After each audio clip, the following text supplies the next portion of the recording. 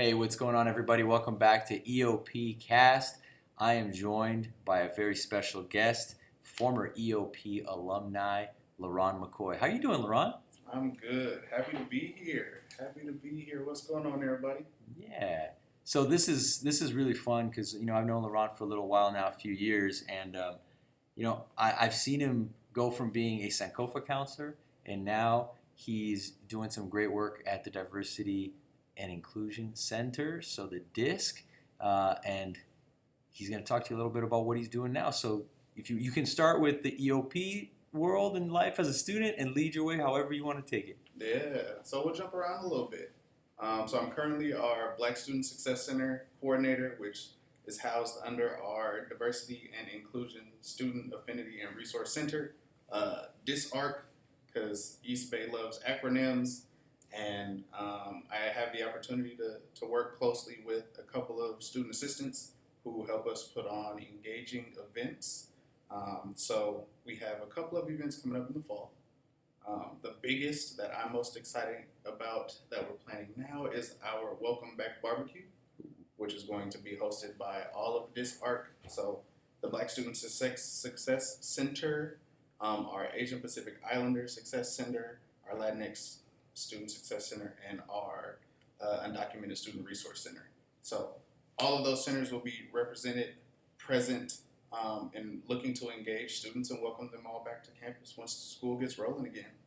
Yeah, that's actually, I'm glad you brought that up. What has it been like planning these events? And I know you're still new at the position, but what has it been like since probably the last year or so? Because I feel like the activity on campus is way more than what it was before during the pandemic and stuff. Most definitely. It's been fun. I think that's the biggest piece for me. Being an alum and seeing how life on campus used to be, the level of activity, the level of involvement and engagement, it's just died down since the pandemic. And getting people comfortable with coming back outside, being in large groups. Most of our events have taken place outside, so they're in open spaces. Yeah. To make folks more comfortable. But the turnout has been amazing. We get folks from across campus, faculty, staff, that come out to just sit, talk, eat food. There are games out. So you get to see and converse with a lot of people who you wouldn't usually see, and it's an opportunity to create connections with folks who have access to all types of resources on campus. Yeah, no, absolutely. And also the fact that we get to see each other, right? Which is fun for us as staff, and yeah, I can vouch for the fact that the food is amazing. The weather is always tends to hold up pretty nicely, Yeah. And so it's just nice to be able to engage and get to see all C's students. So not only EOP, as you all know, but this is a C's event here when we talk about what are resources available for students. So in talking about that, what are some of the resources in the Black Student Center currently, and something that maybe whether our students are coming in from C's or just something you can share with us? Yeah, so just to kind of explain a little bit, the Black Student Success Center is open for all students. It's a welcoming space where students can come. We're kind of split. There's a wall that separates our space. Half of the center usually is more of the loud, rowdy music and game side, and then the other side is a little quieter where students usually study and have conversations. But the center is a space for students to come and kind of hang out where they can genuinely be themselves. They don't have to worry about code switching. They don't have to worry about speaking proper English. They can come and talk however they want to talk, be who they genuinely are. I think it's a dope place to be. I get to come and kind of hear some of the conversations that take place, chime in, and just be a resource in the space. But definitely working hand in hand and side by side with the Sankofa Scholars Program to make sure that our students on both sides are being engaged. Because we, again, are more of the engagement arm of the partnership, and Sankofa definitely handles more of the academic side. So being able to make sure that all of our students have a more well-rounded experience by participating in both. Yeah, I'm glad you brought that up because we had LD on here 2 episodes ago, And that was so great to hear his story and just hear his journey, and then hear about his new role now, Mm-hmm. which is, as some of you, actually, as you guys aren't aware of yet, but basically LD is in LaRon's former role. So he's a Sankofa counselor at the moment. And so what has it been like to kind of start that kind of relationship, and kind of, I assume you're kind of mentoring him a little bit too. Man, yeah, hats off to LD. Yeah. Beautiful decision on the department side. He's come in, hit the ground running. So again, hats off to him for coming in, creating bonds, and definitely connecting with the students. I've heard nothing but good things from students who have kind of lived through this transition. So that part has been beautiful. We worked very closely in the beginning, but like I said, he's such a strong and great dude. Like, his work ethic is incredible, and I'm definitely here as a resource for him. But he's been killing it, so I've been letting him rock. He's been doing his thing. Yeah, I know he really has, and I feel like he's so comfortable in this role. I feel and we talked about this before, but he was a counselor way before he even realized that he was a counselor. Yeah. He's a teacher, and he speaks. He's got such a wisdom about him, and so wise beyond his age, because he's what, 27, 28, Mm-hmm. And you're a little younger than me too, but it's just, it's that wisdom too that's just a lot of fun, and it came through on that episode. So I'm glad I had to give him another shout out. Oh, that's good. That's good. Yeah, grow through experiences, right? We've all lived through life in order to get to this point, and all of those things kind of come together to make us who we are. And we bring those things with us as we occupy these spaces and as we continue to help and advocate for students. So, I think it's beautiful. And I think, again, that a wonderful resource for us to continue to have on campus, specifically housed in C. So I'm glad he's there. The program is doing great, and I'm looking forward to see what other growth comes down the pipeline. That's awesome. Yeah, and I think for me, I just kind of want to see if you wanted to kind of get into maybe your journey a little bit, if possible, just so that we can kind of get a little bit more background too, because I think everyone can tell by now, I love bringing alums back onto the show, and I intend on continuing to do that. I wish I was an alum, to be honest, because I just really love this staff, and I love the people I work with. So talk to me a little bit about that, because I think you had just said your class of 16. Yep. And so you and LD weren't here at the same time? No, we were. At the exact same time? We were, yeah. Okay. So a little bit about my experience. I started as a traditional student. I say started, I'll get into that a little later. But came in as a freshman straight out of high school, graduated from Skyline High in Oakland, California. So if there are any Titans out there, go Titans. But came straight out of high school, participated in Summer Bridge, class of 2009. Had the opportunity to come. I didn't stay on campus, I commuted that summer. But to participate in some English enrichment classes, some math courses, to get to meet other students who had been accepted into the EOP program. I got to know my advisor. So it was just an opportunity to kind of see and get a preview of what college life was going to be like, right? Some of those relationships I still have, I still maintain. A lot of those folks I'm still very close with. So Summer Bridge was a pivotal point in my transition from high school to college. So then, right, we get going down this college journey. I was one of the first freshman staff that EOP hired. At that point, it was a little rough learning, right? There wasn't a formal training process, so it was kind of learn by do, trial and error. But I jumped in, got my feet wet, got my hands a little dirty, made some mistakes. But I learned, and what ended up happening was the EOP office became a space that students just enjoyed coming to.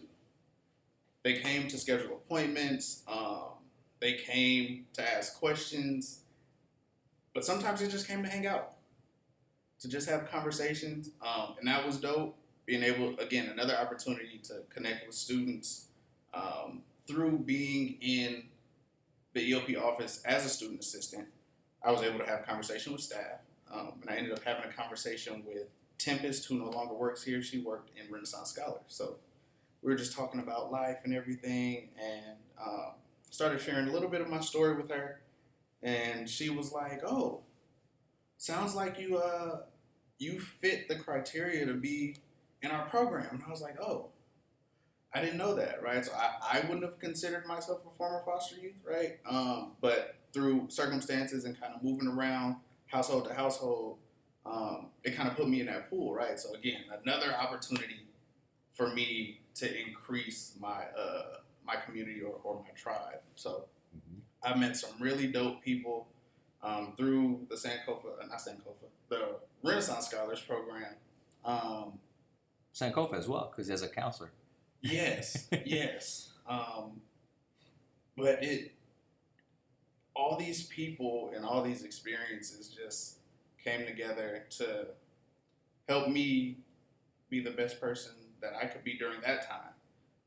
I had a lot of influences. Dr. Martinez, who was a student at that time, was definitely influential in that. There was another student, I'm blanking on his name. Last name was Barnes. He is an actor, actually. Theatrical and dance, but he was also very pivotal in my level of engagement in EOP. And seeing them kind of operate and navigate the space and how they interacted with other students was really big for me to see and gave me something to aspire towards. So seeing them work as hard as they did to help students, I was like, yeah, I want to do that. I want to do that. But then, of course, life happens. So I get to junior year. Family things were taking place. I was overwhelmed, trying to work 2 jobs, trying to help take care of family.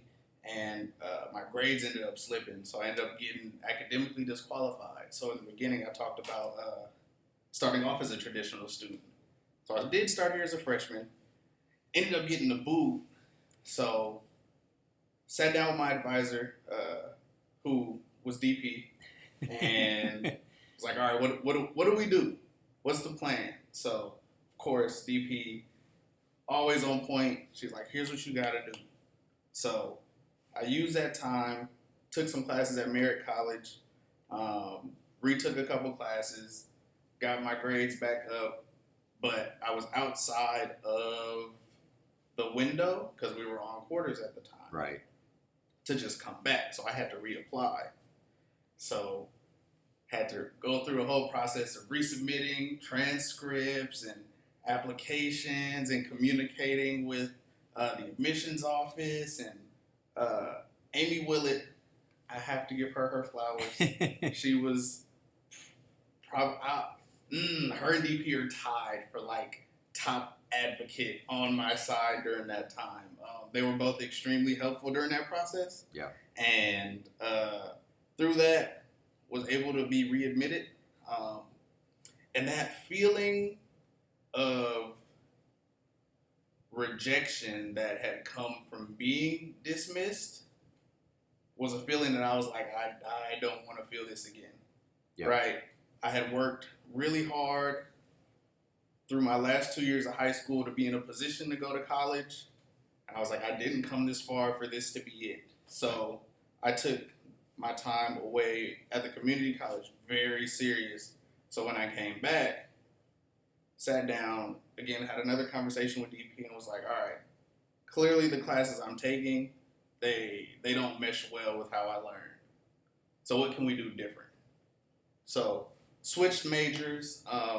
That's when I dove into kinesiology and kind of bounced around through concentrations for a little bit, and then we finally settled on teaching.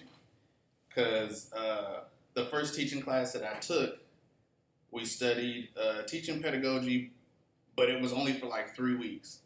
So we were in the book, in the classroom, and then for the rest of the semester, it was like, all right, create a lesson plan. Everybody has a day. We're going to play for the rest of the semester. Oh, if this is how we're learning, I'm winning.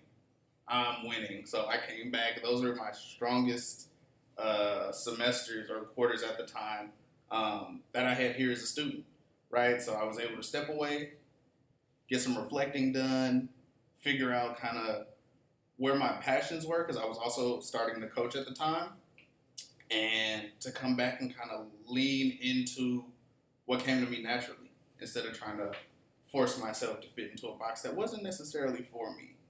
So, and yeah, so through that, finally got to the finish line, graduated, and again, still having to worry about family. So instead of immediately going back to school, decided to work. So jumped in the temp pool here. Got a job as kind of an office assistant for EOP. So I did that for a little bit. From there, went to a quarter to semester conversion admin support. So now I'm helping counselors kind of sift through their caseload to figure out, all right, who's going to graduate, who's going to be here through the transition, how long are they going to be here. From that position, jumped over to a CSUEB position, which was an outreach position for students who had been dismissed or that had just left the university. Right. To kind of figure out, all right, well, what are you doing in life? Where are you? How can we help you? Do you want to come back to school? Is that something you're interested in? If so, whether it be here or someone else, let's look at what you've done. How does that transfer elsewhere? So that kind of dipped. That was my big toe testing the water of like, all right, this is what advising is like. How does this feel? And being able to connect with those students, to be able to be a helping hand in that process was like, all right, this is cool. I think I can do this. I think I found kind of where I fit, right? It was fulfilling for me and my spirit. So I was like, all right, let's let this rock. And then the position in Sankofa opened, and I applied, and I got that, and I working with the transfer population in the beginning. Then the program expanded, so now I had transfers and continuing students, so it just kept growing. And again, the underlying theme for me was, one, being able to give back, but also being able to create genuine connections, so that students felt safe enough when they had a question to be like, all right, I know LaRon will give it to me straight. Yeah. He's not going to sugarcoat it. He's not going to send me to 7 other people who aren't going to give me an answer.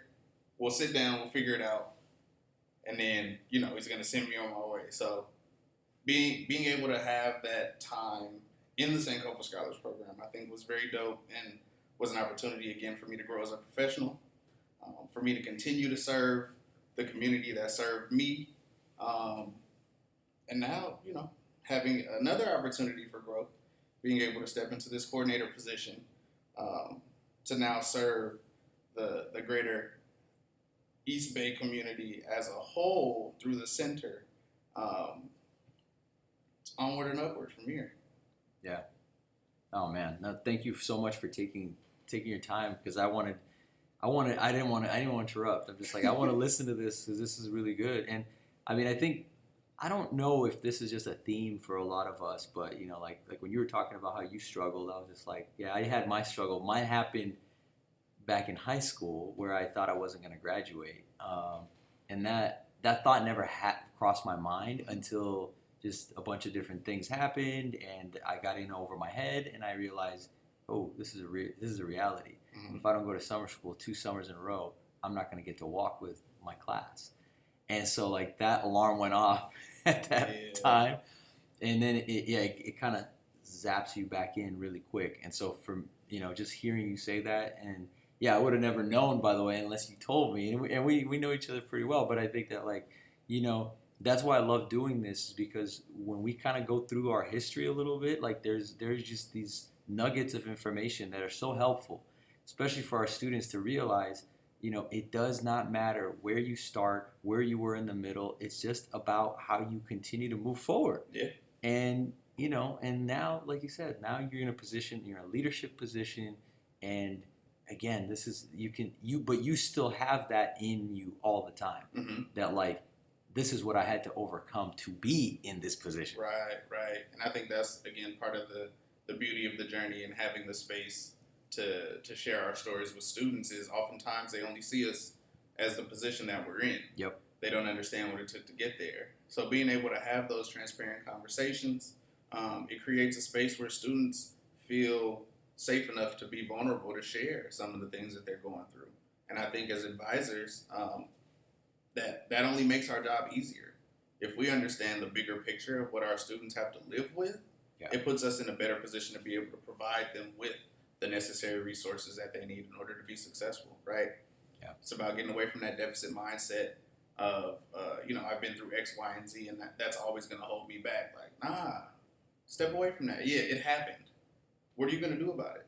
Right. Are you going to let it hold you back, or is that going to be fuel to propel you forward?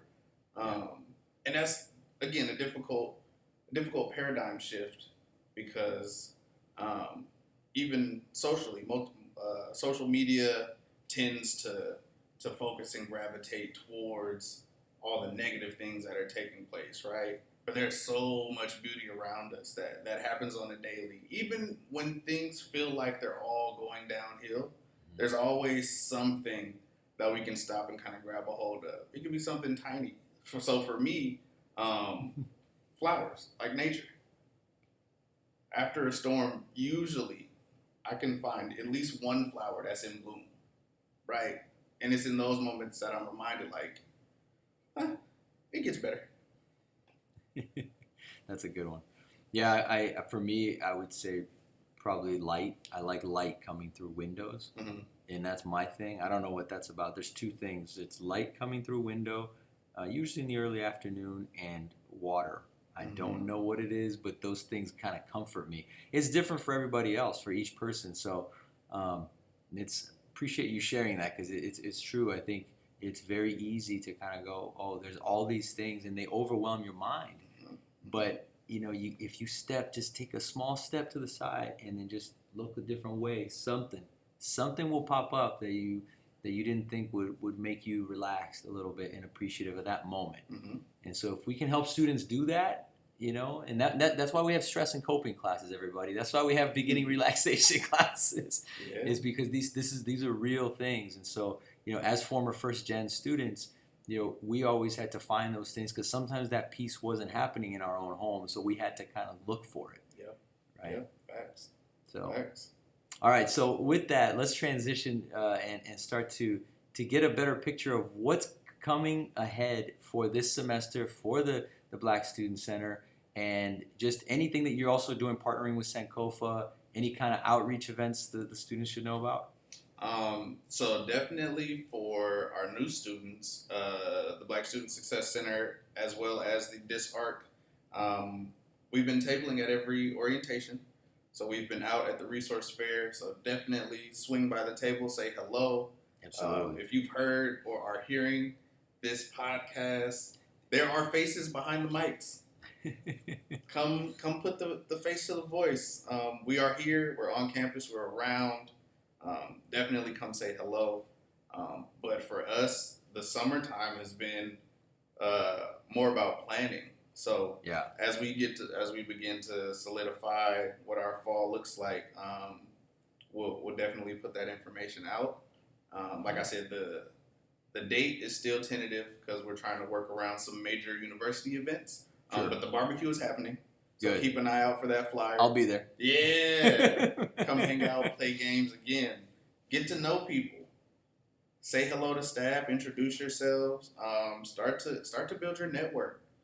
That's what we're here for. And granted, like sometimes our jobs don't allow us the freedom or the opportunity to step away from our desks often. But when you see us, hey, grab us, say hello.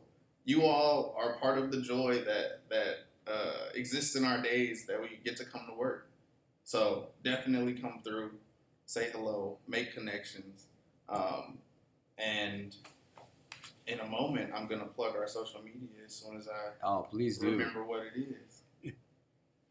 Yeah, absolutely. Please do. And anything that you have to share, I can also share in future episodes here. I'll just say, that remember we had LaRon McCoy on, who's our Black Student Success Center director, and here are some of the things. So I'm happy to plug that stuff. So you got it? You pulled it up? I didn't. There's no service down here. Oh, no, yeah. So we're in the basement of the library in the studio. So yeah, no, this is Lots of live, concrete down everybody. We're not in our offices or anything like that. We got the real equipment on, the mics. This is the real deal for sure. So I'm gonna go out on a limb and say it's CSUEB _ BSSC. There it is. You You guys on Instagram? So give us a follow. Yeah, that's our Instagram. Oh, that is your IG. Okay. Yeah. There you go. So Yeah. if you happen to hear this, give us a follow. Stay up to date on the events that are taking place. We post flyers. We post pictures. Our students do random IG pop-ups. So some of the things they did during the spring is they did fit checks. So they came out on a Tuesday with their phones and just stop people as they were walking through the quad. Like, hey, you know, what you rocking today? What inspired your fit? You know, it's a little sunshine, so you know, had the arms out, got the fresh kicks, you know. So swing by if you see him, say hello. Let us know what you got going on, what's popping, what you wearing, and be featured on the page, you know. There you go. All right. Well, thank you so much, LaRon, for joining us, and stay tuned for more great content, everybody. Take care.